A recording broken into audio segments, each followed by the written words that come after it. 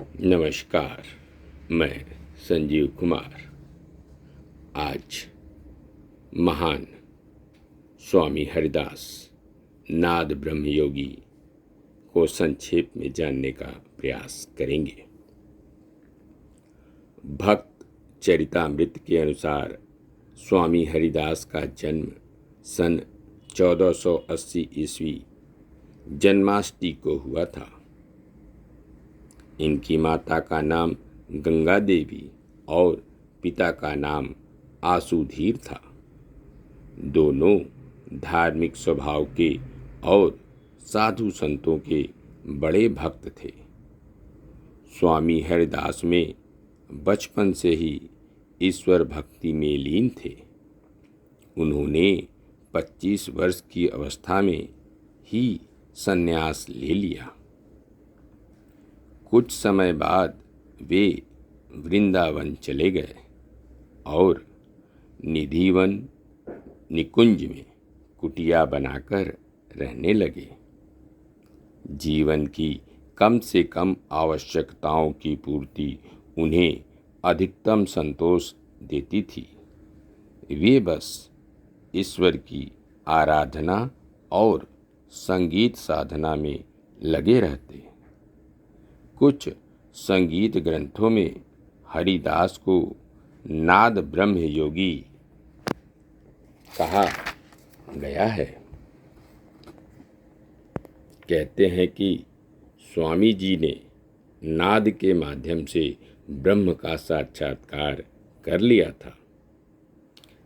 एक मतानुसार उनका जन्म पंजाब के मुल्तान अथवा होशियारपुर अथवा हरियाणा के किसी गांव में हुआ था। कुछ लोगों के विचार में उनके पूर्वज पंजाब के अवश्य थे, किंतु उनका जन्म उत्तर प्रदेश के अलीगढ़ जिले में खेरेश्वर महादेव के समीप हुआ था और उनके नाम से हरिदासपुर ग्राम बस गया। स्वामी हरिदास अपनी कुटिया छोड़कर कहीं नहीं जाते थे। तानसेन के द्वारा अकबर रोज रोज उनकी प्रशंसा सुना करते थे, अतः उनके मन में हरिदास जी का गायन सुनने की तीव्र इच्छा हुई। अकबर तानसेन के साथ वृंदावन गए और स्वामी जी की झोपड़ी के निकट एक झाड़ी में छिपकर बैठ गए। तब तानसेन ने स्वामी हरिदास जी के सामने जानबूझकर एक ध्रुपद को अशुद्ध गाना प्रारंभ किया, तो स्वामी जी ने आश्चर्य में आकर तानसेन को डांटा और उसका शुद्ध रूप उनको सुनाया। झाड़ी में छिपे बादशाह अकबर उनका गायन सुनकर आत्मविभोर हो गए।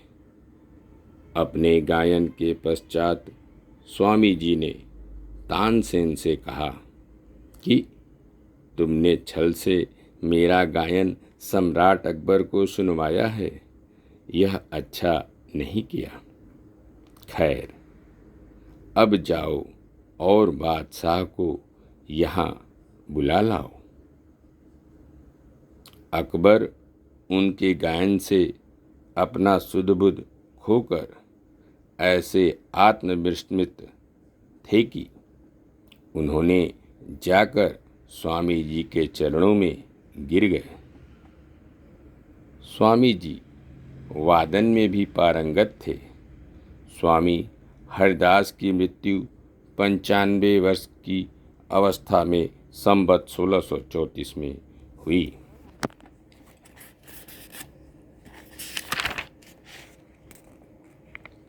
वृंदावन में प्रतिवर्ष भाद्रपद शुक्ल अष्टमी को हरिदास जयंती मनाई जाती है। कहा जाता है कि स्वामी हरिदास के शिष्य तानसेन, बिरजू बावरे, बैजू, रामदास, दिवाकर, मदन राय, गोपाल लाल, सोमनाथ तथा राजा सौरसेन थे। परंतु तानसेन की रचनाओं में कहीं भी स्वामी हरिदास की भक्ति भावना का दर्शन नहीं होता। इससे ऐसा प्रतीत होता है कि एक से अधिक तानसेन हो चुके हैं।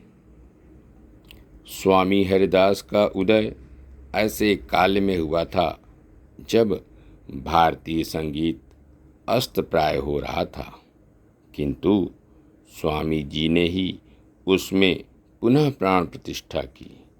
उन्होंने धमार, त्रिवट और चतुरंग की भी रचना की। संगीत कल्पद्रुम में उनकी अनेक रचनाएं मिलती हैं। धन्यवाद। नमस्कार।